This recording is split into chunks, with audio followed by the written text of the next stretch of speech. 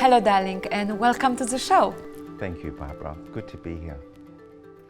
George, tell us, how was your life when you arrived as an immigrant to Australia? It was very strange because I was 5 years old, turning 6, and I didn't know the language, and I knew that we were running away from danger from Lebanon. So it was just trying to understand why we're leaving a lot of family behind, and we had a lot of family with us, so that helped. But ultimately it was difficult because I didn't really belong, I didn't understand the language. It knocked my confidence and I felt pretty dumb for a little while, trying to figure out what the teacher's saying and what I'm supposed to be doing, and yeah, it was pretty difficult actually, initially.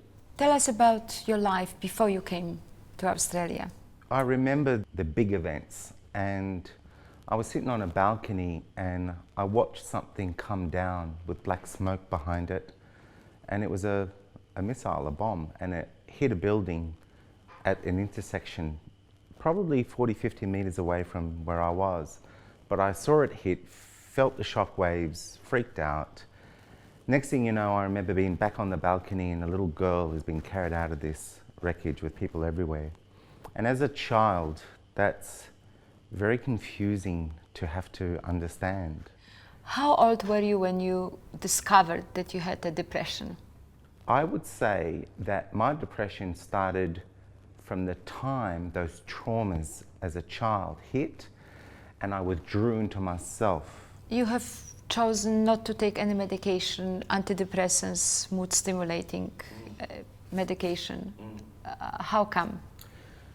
Because I never really thought that me feeling down, me doubting my confidence, my capability, had anything to do with a dis-ease or something that apparently is fixable. I never, or had to be managed with medication. That was never really something that I grew up with.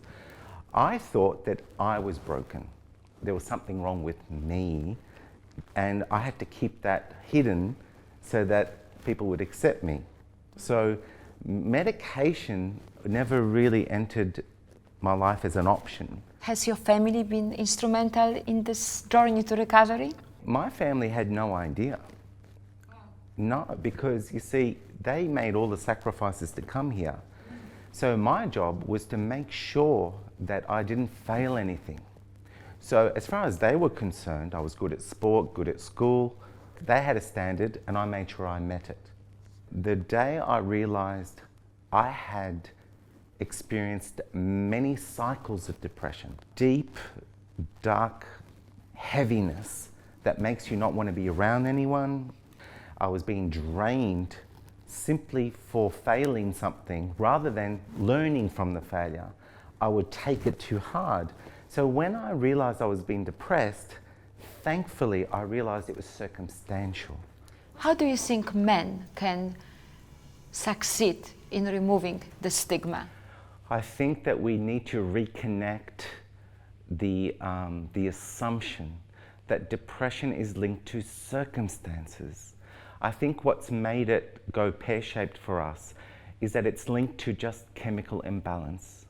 And if we keep it there, then we're suggesting to men and women that we're just broken and flawed and we need medication to prop us up. But if we can relink it to circumstance, it would mean just because we can't connect the circumstances doesn't mean they're not there. And if we reach a place in our life where we're perpetually depressed because we see the world in a certain way, there's a way back to find what those assumptions we formed that hurt us. In 3 words to the viewers that are watching us now, what would be your advice? Know you're worth it. Know you're capable. What future holds for George Helou? I think the future holds me taking what I've developed so that more people can be helped, whether they're depressed or anxious or whatever it is, and then ultimately realize that it's our depression, not people have depression, and that we all have it in degrees of intensity through circumstances. Once we embrace that, then we can be raw and vulnerable with each other without this idea that we're flawed and broken. Thank you so much. Thank you, George. It was an absolute pleasure to speaking to you Thank today. you, Barbara. It's a pleasure to be here. Thank you.